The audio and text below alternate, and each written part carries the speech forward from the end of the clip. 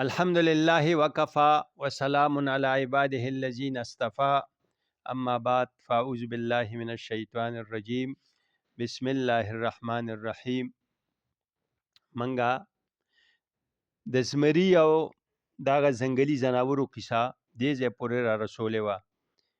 چیس مستی حس ها مبدل شدن چو بگز اندر نظر سوندل شدن. نننې درس دې ځای نه شروع کیږي قصه سلیمان علیه السلام و هدهد و بیان آن کی چون قضا آید چشمها بسته شود. قصه د سلیمان علیه السلام او د هدهد د ملا چرګه کو او د دې په بیان کې چې کله چې د الله تعالی تقدیر راشي نو سترګې بند شي بیا عقل کار نه کوي. او دا قصه وي دغه بیت سره د دې ربط دی چې مخکې راغلی مخکینو شیرونو کې چون قضا آید نبینه غیر پوست دشمنان را باز نشناسې ز دوست. کله چې د الله تعالی تقدیر راشي نو بیا دوست او دشمن کې ته څه نشي کولی، تمیز نشي کولی. او څنګه چې د دې ملا چرګه که د جواب نه اوس معلومیږي من ببینم دام را اندر هوا اوس براشي گر نپوشد چشم عقلم را قضا. چون سلیمان را سرا پرده زدن جمله مرغانش به خدمت آمدن هم زبان و محرم خود یافتن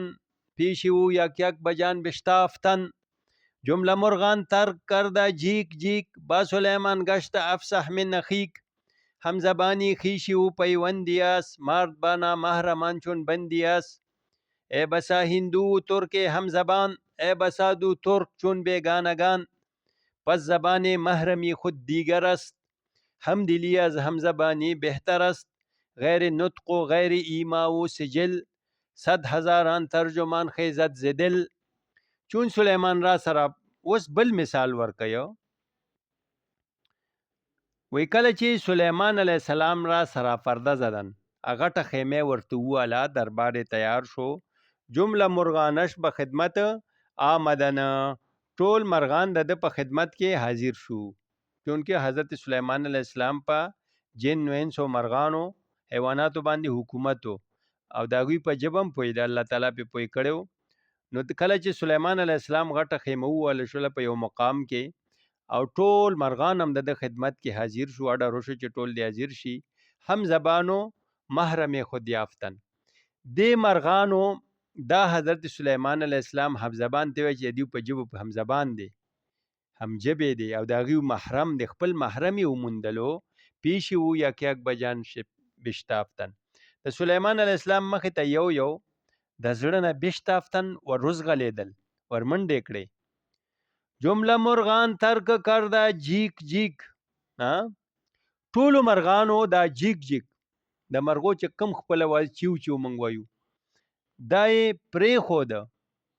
لکه دا غیر فصیح د دیو په خبره سم نه پویده. با سلیمان گشت افصح من اخیک خو سلیمان علیه السلام سره دا زیات فصیح او واضح خبرې کولې من اخیک ستا د ورور نه. د سلیمان علیه السلام په مخ کې داسې خبرې کولې په وضاحت سره چیو چوي نه کولو بلکې خو په طریقې خبرې کولې. هم زبانی خیشی او پیوندی است مرد بانا محرمان چون بندی است. هم زبانی چې دا وی خیشی او پیوندی ده چې یو بل سره پیوند د زړه وي مرد بانا محرمان چون بندی است. سړی د نامحرم سره دا داسې دی لکه قیدی وي. محرم دی ته وي چې د یو سړي د زړه او داغه د زړه یا عقیده وي یا مثلا دا د چې د دواړو سوچ او فکر او یو سوچي نو دا سدي اگر که جبه بدلی دا داسې دي چې همزمان او محرم دي ولی سوچ او فکر او نسب العین او مقصد یو دی. نو اصل همزبانی خیشی او پیوندی ده چې دغه قرابت او دا پیوند وي. مثلا یو سړی د تصوف سخت قائل دی د اولیاء الله او بل سړی قائل دی اصل دا همزبان دي خدای دې کې چې یو جبه وي او بل جبه وي او دغه سوچ او فکر او عقیده د دیو یو ده نو دا محرم دي د یو بل سره. ای بسا هندو و ترک هم زبان ای بسا دو ترک چون بیگانگان ای وی بسا یعنی بسیار ډیر زیات داسې شوي دي چې هندو او ترک، یو هندستانی دی او یو ترک دی، یا د ترکستان اوسیدونکی دی یا د ترکی، دا هم جبې دي. ګورئ جبې حالان کې یو ترکی وایه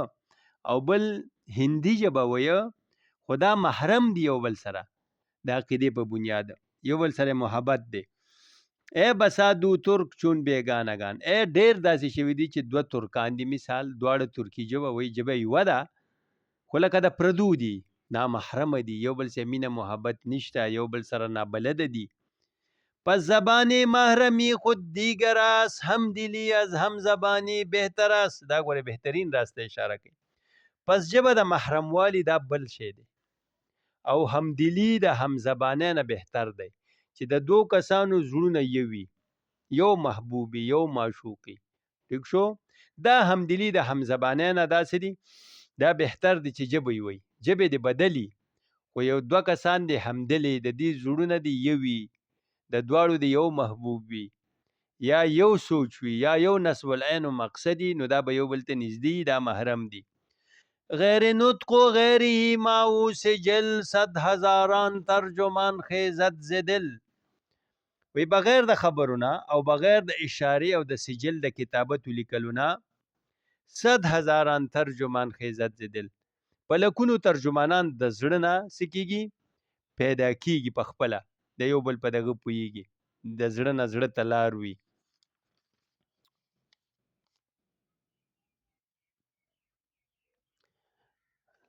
جمله اوس مطلب دا دی، شاید وای په دې مضمون کې دې ته اشاره وي چې طالب حق چې څوک د حق طلب کوونکی د اهل الله سره به د محبت او تعلق د اهل وطن او قرابت د خپلوالو نه ډیر زیات تعلق ساتل پکار دی. جمله مرغان هر یکی اسرار خود، از هنر و از دانش و اسکار خود. با سلیمان یک به یک وامی نمود، از برای عرض خود را می ستود. ټول مرغان چې راله هر یو خپل اسرار،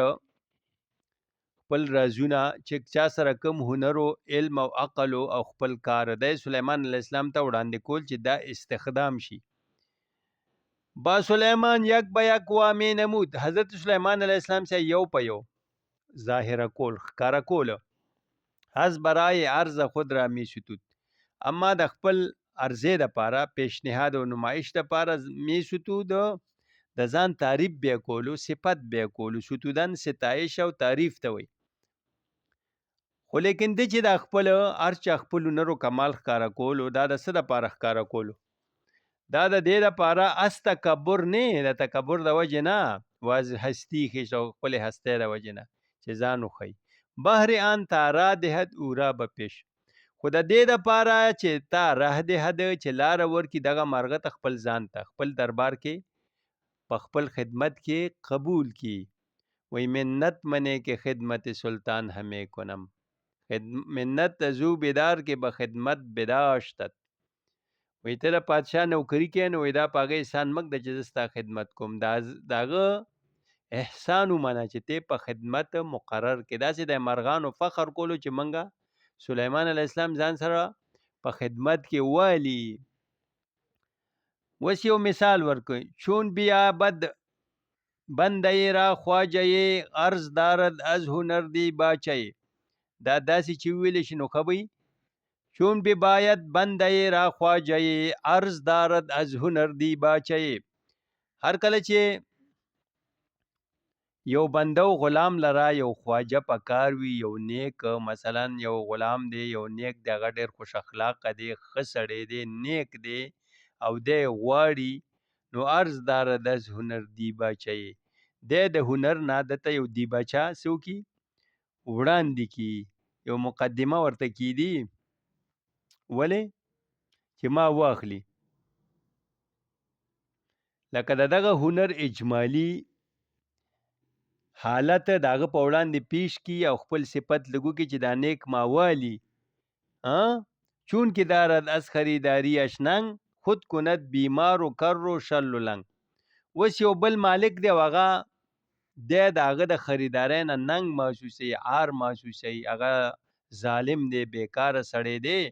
نو دا غلام ځان داسې کی چې وامینلی، ځان بیمار هم شو کی، کونم شو کی او شل و لنګ. شلو ګوډی ما چې دا ما وانلی نو بیا خپل صفت نه کوي چې نی خوخه نو چون کې سلیمان علیه السلام د دی خوخو نو ځکه ورته خپل صفتونه د مرغانو پیش کړو چې منګه په خدمت کې ولګي منګ ځان سره والی خپل دربار کې قبول کی که چېرې سلیمان علیه السلام یې نو خوښ نو دیو به خپل هنرونه نه ښکاره کول بلکې ځان به یې څه لټ او ګوډ او شل او داسې بیمار ښودلو ولې چې هلته سلیمان علیه السلام د اعلی اوصافو څه حامل پیغمبر او هم پادشاه ښه نوبت هدهد نو ار مارغه چې دی خپل لغه پیش کول وړاندې کولو نوبت هدهد رسیدو پیش آش وان بیان صنعت و اندیش آش دا مولا چرګک نمبر ورسید او داغه د کسب هنر چې تا کې څه کمال دی یو کارګزاري بیانول خپله وان بیان سنت او داغه د کاریګری بیان چې تا څه کاریګری تاز دده څه هنر دی زده سنت واندیش آش او ستا تفکرات و خیالات گو فیشا یک هنر کان که احتراس باز گویم گفته کوته بهتراس ویلې پادشاه یو هنر چې هغه کمزوري هنر دی خو باز گویم زه به تا ته ووایم ښکاره ووایم گفته کوته بهتراس لنډ بیان چې دی دا بهتر په لنډو کې درته وایم گفت برگو تاکو دا مسان هنر حضرت سلیمان علیه السلام ورته وی وایا هغه کم هنر دی گفت من انگا که باشم موج بر آغا مولا چرګه کوي زه چې کله چې اوج بریم پاوا کې بینگرم از اوج با چشم یقین می ببینم آب در قار زمین زه ګورم د اوج د اوچت فضانه د یقین په سترګو سره زه وینم اوبه در قار زمین د ځمکې په گهرایانو کې په عمق کې په جوروالي کې ماته اوبه ښکاري تا کجای است تو چې عمق استش رنگ از چې می جوشد ز خاک یا ز سنگ دا نه چې یوازې اوبه وینم د ځمکې په تل کې بلکې دام راته پته لګي چې کوم ځای کې د اوبه دي او جوړوالی څومره دی رنګ د دې اوبو څنګه دی از چې می جوشد د څه نه راخوټ کېږي د خاورو نه او که د کاڼي نه لاندې د اوبه چې روزي د چینه دا د خاورې نه روزي او که د کاڼو یا شګې نه ای سلیمان بحر لشکر گاه را در سفر میدار ایناگاه را ای حضرت سلیمان علیه السلام د لشکرګاه دپاره لشکرګاه ځای د لښکر کوم ځای کې چې لښکر پړاو اچوي یعنی پوجي کیمپ ای سلیمان علیه السلام د پوجي کیمپ دپاره در سفر میدار ایناگاه را په سفر کې اوله رضان سره دا آګاه چې آګاهي لري د اوبو په دشتو بیابانونو کې ته لښکرو سره ګرځې نو زه به دیو ته د اوبو نشاندهی کومه پس سلیمان گفت مارا شو رفیق در بیابانهای بی آب ای شفیق پس سلیمان علیه السلام ورته ویلې چې زمونږ ملګری شه په هغه بیابانونو کې چې بې اوبو دي دشتو بیابانونه چې اوبه نه لري ای شفیق ای مهربانه تا بیاب بحر لشکر آب را در سفر سقا شوی اصحاب را چې د لښکر دپاره اوبه پیدا کې او په سفر کې د اصحابو سقا شي سقا آبکش ته وایي چې کوم سړي اوبه ورکوي چاله اوبه چلی په خلکو اوبه څکي او دغه ورسره وي مشک هغه ته بیا پخوا سقا وي نو ده ته هم ځکه ته سقا شوې که نه چې ته موږ ته اوبه نشاندهي کوې اوباسې گویا په لښکر اوبه څکوې د سقا کردار ادا کوې همراه ما باشه و هم پیشوا تا کنی تو آب پیدا بهر ما همراه ما باشه زمونږ سره به یې و هم پیشوام به زمونږ پیشوای ته اصل کې زمونږ مشر به د په دې معامله کې د اوبو په مسله کې موږ به ستا په مشوره عمل کوو چې کوم ځای نشاندهي کې ځای به کنو تا کنی تو آب پیدا بهر ما چې ته اوبه زمونږ دپاره پیدا کې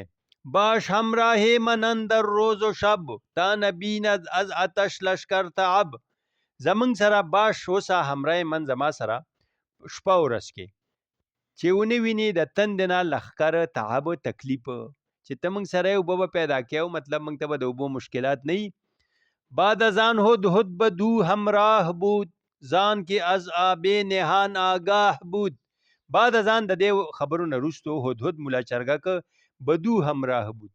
د سره ملګری حضرت سلیمان علیه السلام سره بدان د بدان په ځای دا بدو صحیح راځي دلته بدان لیکلی دغه هم اسم اشاره دی خو چونکې سلیمان علیه السلام بعد نو د هغې نه سلیمان علیه السلام سره دی ملګری و ځان کې عذابې نها ناګاه بود زی آن کې د هغې وجې نه چې د پټو اوبو نه آګاه و خبردار و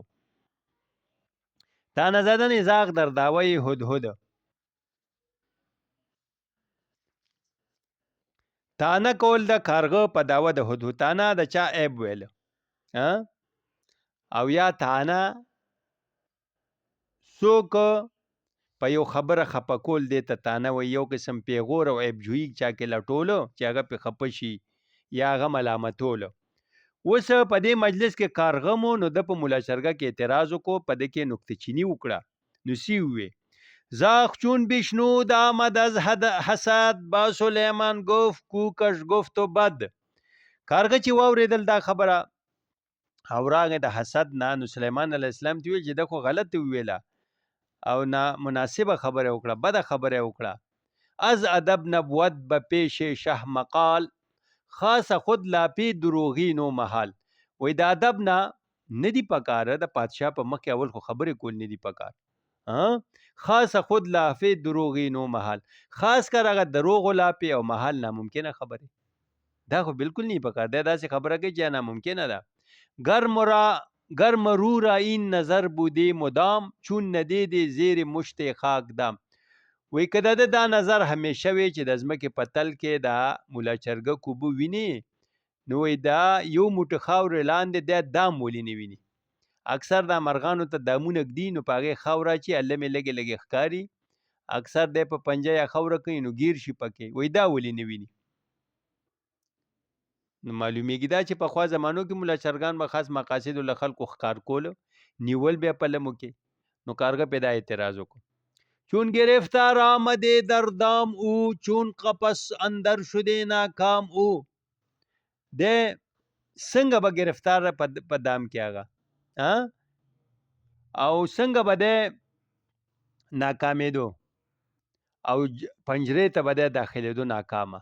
که چېرې ته د اوبو لاندې د نظر دومره تیز دی نو دام ولې نه ویني پس سلیمان گفت کی هدهد رواست کستو در اول قدح این درد خواست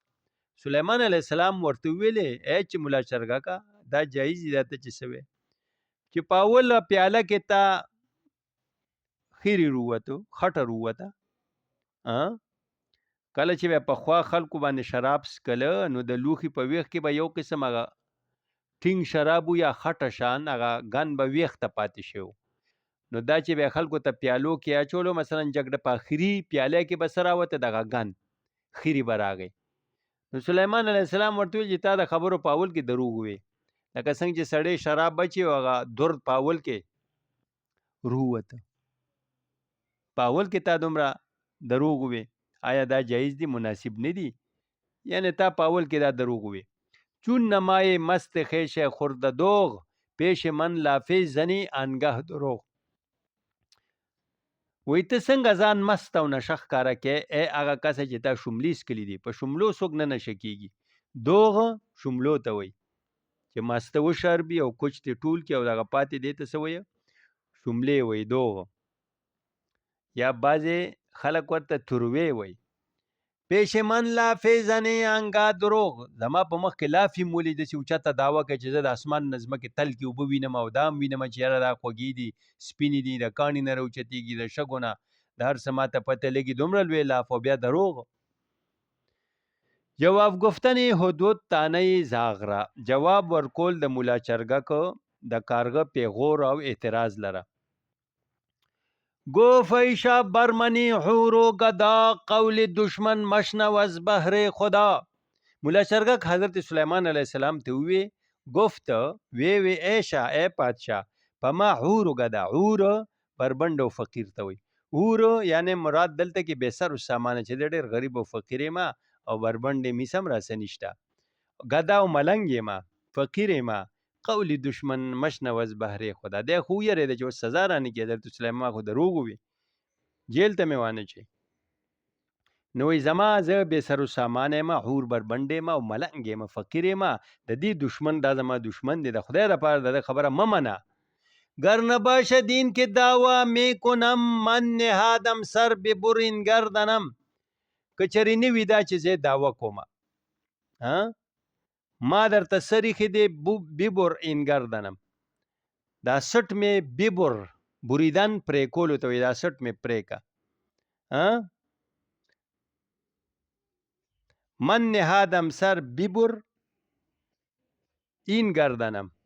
یا دسی وای چې من نهادم سر بیبر از گردنم پرې کا د سټ زمانه دا دواړه تلفظ صحیح راځي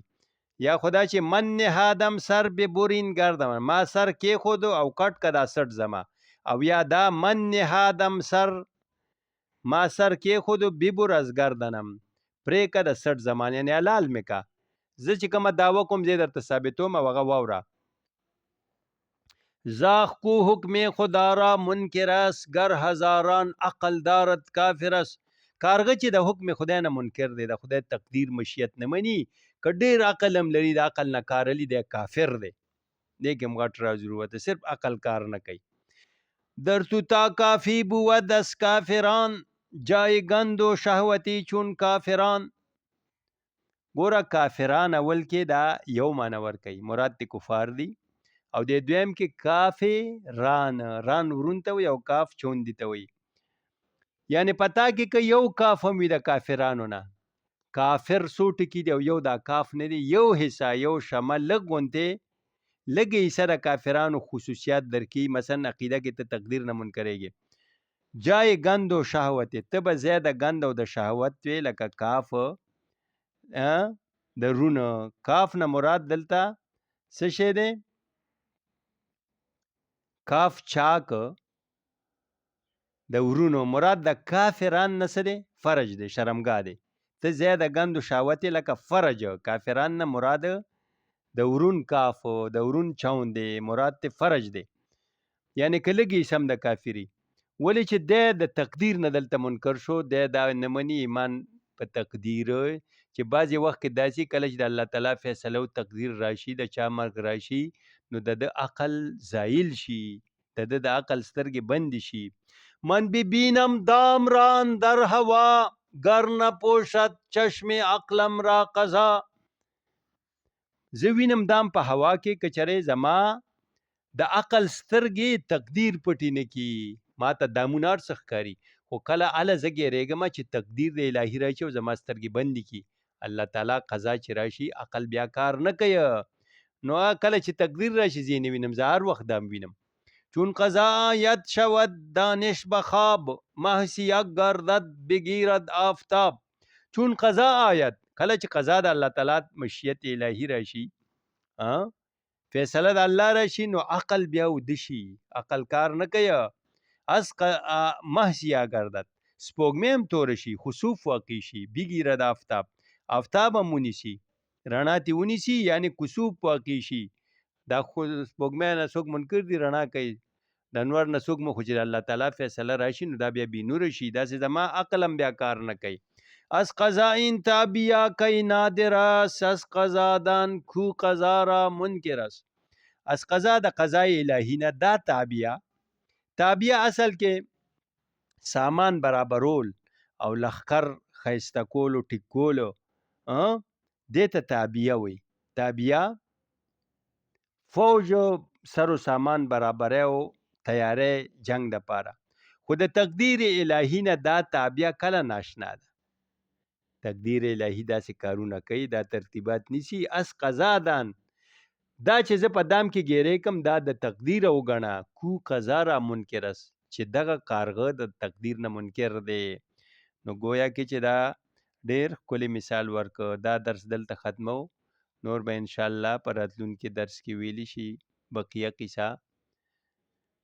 وصلی الله تعالی علی خیر خلقه محمد و آله و اصحابه اجمعین برحمتک یا ارحم الراحمین